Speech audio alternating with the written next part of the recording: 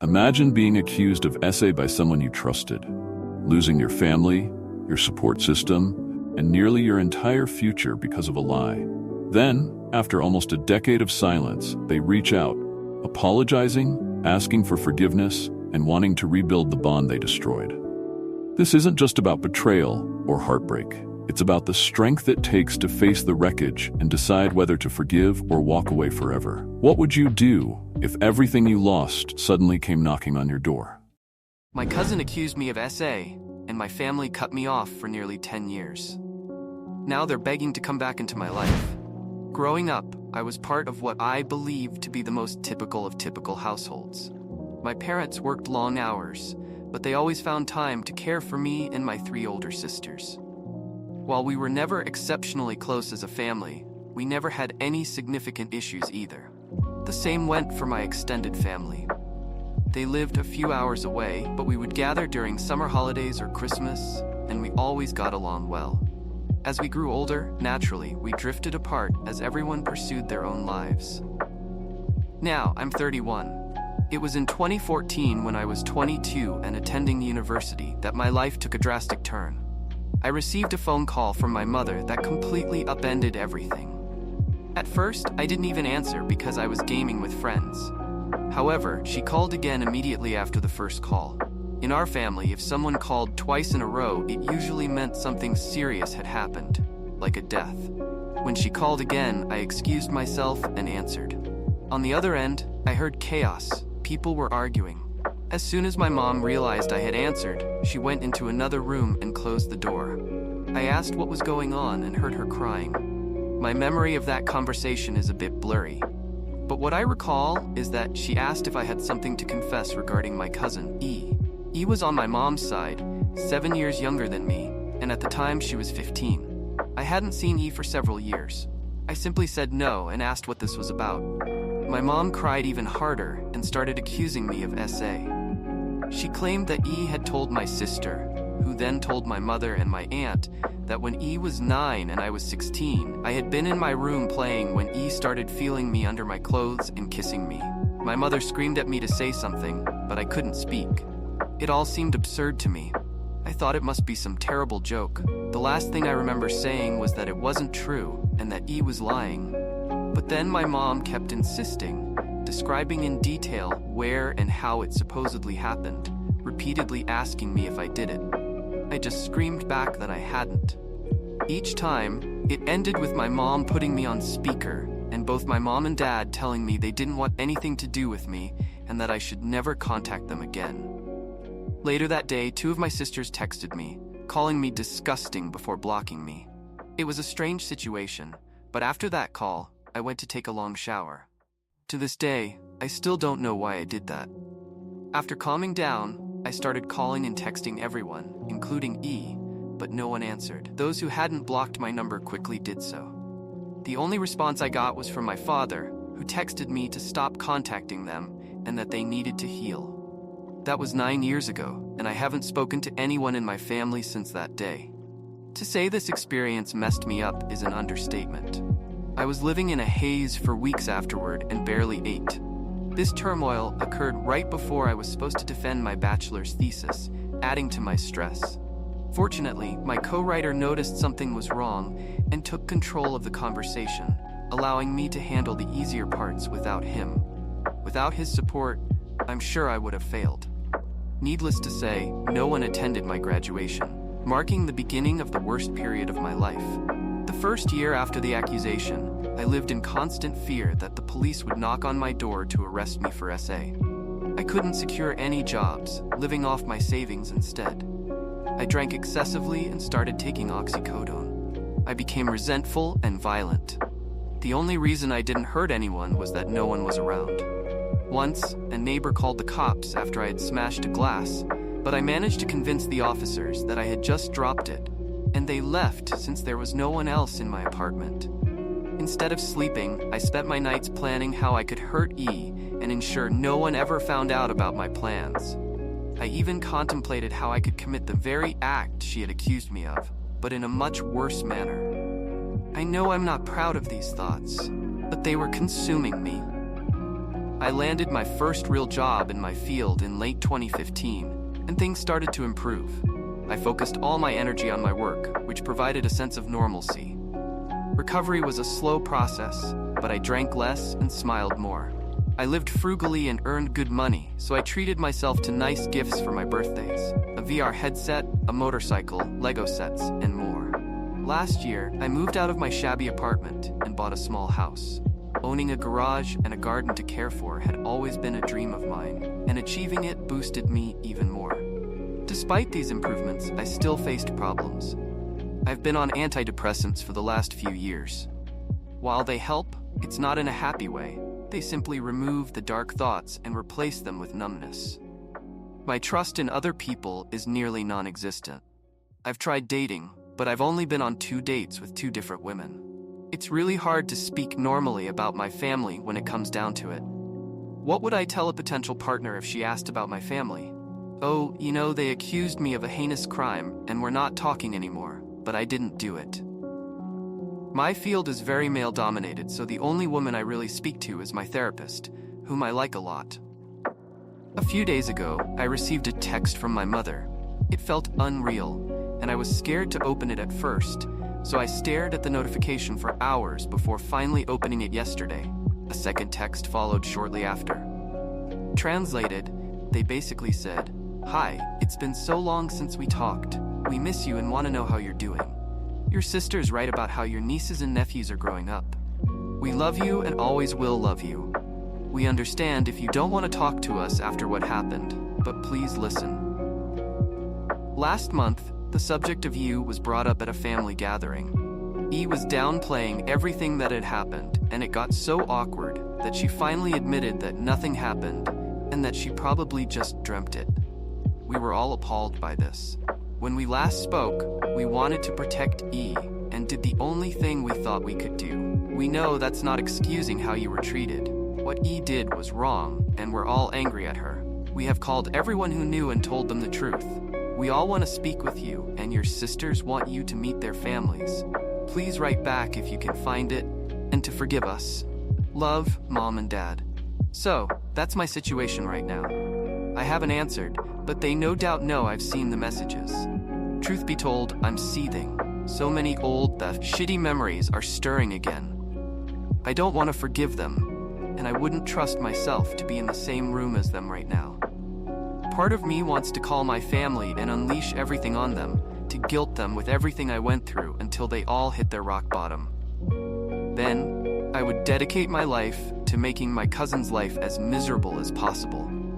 The other part wants to ignore them and continue with my okayish life, riding my motorcycle and tending to my garden to keep me company. I don't have any friends. The only people I speak to are my coworkers, but we're not really close. I've called my therapist's clinic, but they told me she's on vacation and won't be available for weeks.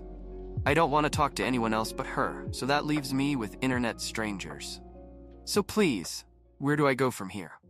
Do I ignore them and continue as is? Or do I answer? If I do answer, what do I even write? I'm pretty sure meeting them in person would be a bad idea for the foreseeable future, but I'm not even sure how my life can improve from picking up those old threats. As embarrassing as it may sound, I've dreamed about the day when they apologized to me, of them throwing themselves to the ground and kissing my feet. Texting seems so anticlimactic now. 3 months have passed since my last update, and a decent amount has happened, some for the better and some for the worse. E is still a huge obstacle. About a week after my family sent the messages, she reached out with a huge apology text. When I received it, I couldn't believe my eyes. She talked about how she had mental problems and had been dealing with them for ages, almost as an excuse for what she did. She said she needed help and that her parents were assisting her in getting it. This seemed like BS to me because all my life I knew E as a beaming, radiant girl until that dreadful day in 2014. The whole text felt like she was just feeding me excuses for why it happened, ending with the shortest actual apology. My original plan was to go on with my life and try to slowly make it better and better, but seeing this pushed me to my limit. I had to respond and tear into her with the most vile words I could think of. In the end, the actual text I sent said, You think your mental problems are bad? Try being torn away and excommunicated from your whole family for 10 years when you were just in the infant years of your adult life, and see how bad those mental problems become. I am still trying to deal with all of this, and the last thing I need is the culprit of my misery feeding me excuses as to why it happened. My other relatives may have been in the dark the whole time, but you knew the entire time, and it never dawned on you to say anything sooner. You're lucky I did not end my life at this point. My parents and siblings might be another story, but I will never be able to forgive you for the irreversible damage you have done to me and my relationships. Please rot in hell and never contact me again. She hasn't responded, but I can see that she got the message because of red receipts. Maybe she took the hint not to respond. The good news is that I also responded to my parents. It wasn't anything crazy in the text, because we had already had the whole conversation over the phone. Hearing their voices again felt weird. I used to associate their voices with feeling safe at home, but after what happened, it was a whole new feeling. At first, I hated it all. The sour memories from the day I last spoke to them came rushing back. Their voices had been screaming at me for things I didn't even do. The conversation lasted about 3 to 4 hours. While it was hard for me, and likely for them, it was the most productive conversation I've ever had with them. I thought it would be full of excuses, just like E's, but to my surprise, they not only apologized 1,000,000 times over, but also admitted that they were entirely in the wrong. They said it had been weighing on them for all these years, and now that the truth was out, they didn't know how to live with themselves. One really hard part was when I asked why they didn't hear me out or believe their own son compared to E. They told me they struggled with it immensely, but E had made it so believable that they felt they had no choice. I told them that instead of just cutting contact, they should have at least tried to get me help. But they gave me nothing to work with. They said they knew this, and that was the hardest part. After the first year or two, they said they wanted to contact me and try to figure things out. But they ultimately decided that me being who I am meant I would not talk to them, and that things would just get worse. That got me heated a little because who cares what type of person I am? What really matters is that I am their son, and that comes first. In the end, we concluded that we would stay in contact. I am not going to visit them or anything, but it's a start. While there is still so much hatred in my heart for them, I feel like things can get better, and that's why I'm somewhat happy. Since that phone call, we frequently check up on each other, and conversations are slowly getting back to what they used to be. Maybe I'll visit them someday, but I don't know when it will be or how it will go. How am I supposed to hug and say hi to the people who tore my normal life away? This is the final part of my story. It's been another 4 to 5 months since the last update, and I have some better news than worse this time. A lot of people were telling me to sue or take E to court. While I agree that what she did was unforgivable and heinous, I don't feel like that will do any good. The situation has been 10 years in the making, and I kind of just want to be all over and done with it. Taking her to court would cost me thousands in legal fees that I just can't afford, and I also can't help but think that she never took it to court either. I know that's not a good excuse, but it's just a thought. I am still in contact with my parents, and you believe it, but I actually visited them around a week ago. They have also cut contact with E, and I feel like her getting the same treatment I went through is similar to being sued in terms of punishment. Believe me, I would know. Visiting my parents went well. I haven't seen the rest of my family yet, as I want the process to be gradual, but we met and had a nice dinner. Of course, in my last post, I said I didn't know how the greeting process would go. How was I supposed to greet the people who tore my normal life away? Well, the greeting went better than I imagined. I thought hate would win over me, but I actually felt somewhat relieved when I saw them. Is that weird? Maybe it was the feeling that seeing them meant my life was getting back to normal, or at least closer to it. But I don't know. I didn't hug them right away because the conversation we had was pretty grueling. I didn't mean to rip into them, but I felt I had to convey how much hurt they had caused me. At one point, my mother cried because of the detail I went into about my darkest times. They admitted that they knew they couldn't do anything to fix what had happened, but wanted the future to be optimistic. They even opened the idea of coming home for Christmas and seeing the rest of the family.